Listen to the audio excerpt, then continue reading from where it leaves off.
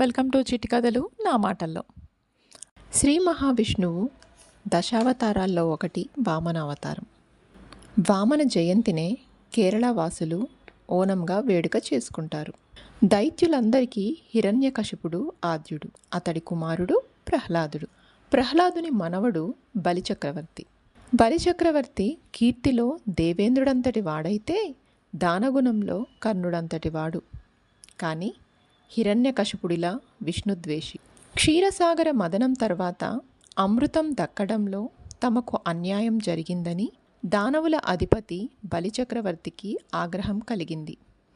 ఆ కోపంతో దేవలోకంపై దండెత్తాడు. దేవేంద్రుడి పీఠాన్ని కైవసం చేసుకున్నాడు. కొడుకు ఇంద్రుడి దుస్థితిని చూసి దేవమాత అదితి శ్రీ మహావిష్ణువును ప్రార్థించగా ఆ లక్ష్మీనాథుడు ఆమెకి పుత్రుడిగా జన్మించాడు. బలిచక్రవర్తి అహాన్ని అణచేందుకు అతడు యాగం నిర్వహిస్తున్న ప్రాంగణంలోకి వటుడి రూపంలో అడుగుపెట్టాడు. త్రిమూర్తుల్లో ఒకరన్నట్లు వెలిగిపోతున్న వామనస్వామిని చూసి అక్కడి వారందరూ ఆశ్చర్యపోయారు.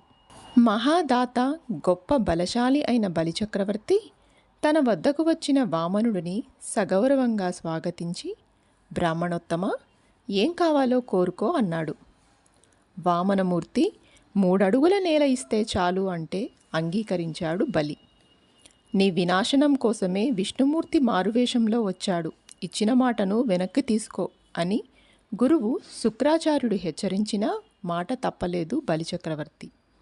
అప్పుడు స్వామి 1 అడుగుతో భూమండలాన్ని, 2వ అడుగుతో ఆకాశాన్ని ఆక్రమించాడు.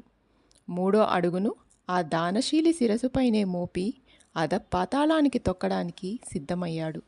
వామనమూర్తి బలిని శిక్షించే ప్రదేశానికి చక్రవర్తి ధర్మపత్ని వింధ్యావళి, ప్రహ్లాదుడు, బ్రహ్మదేవుడు విచ్చేశారు.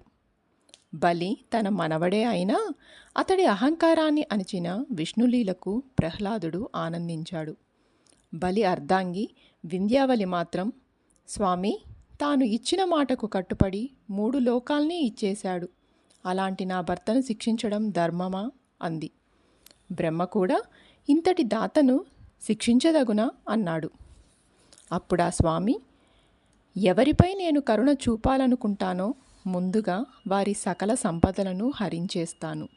సంసార సంబంధ మైకంలో పడి ఎవరు లోకాన్ని, నన్ను ధిక్కరిస్తారో అతడు అనేక జన్మలెత్తి అవస్థలు పడతాడు. ధనం, వయసు, రూపం, విద్య, బలం, ఐశ్వర్యం, కర్మ తదితరాల వల్ల వచ్చే గర్వం కానీ ఇతర మాలిన్యాలు కానీ లేని వారిని రక్షిస్తాను. నన్ను నమ్మిన వారు లోభం, అభిమానం, సంసారం, వైభవం అనే వాటి వలన చెడిపోరు అన్నాడు. తాను బంధించిన కోపోద్వేగాలకు లోను కాకుండా నిశ్చలంగా నిలబడిన బలిని చూసి స్వామి హర్షించాడు. భవిష్యత్తులో దేవలోకానికి అధిపతి అయిన దేవేంద్రుణ్ణి చేస్తానన్నాడు. తాను దానవుడైన దేవదేవుడిపై అపార భక్తి చూపి స్వామి కృపకు పాత్రుడు అయ్యాడు బలిచక్రవర్తి. 7 చిరంజీవుల్లో అశ్వత్థామ, వ్యాస, హనుమ, విభీషణ, కృపాచార్య, పరశురాములతో పాటు బలిచక్రవర్తికి కూడా చోటును కల్పించాడు శ్రీ మహావిష్ణువు.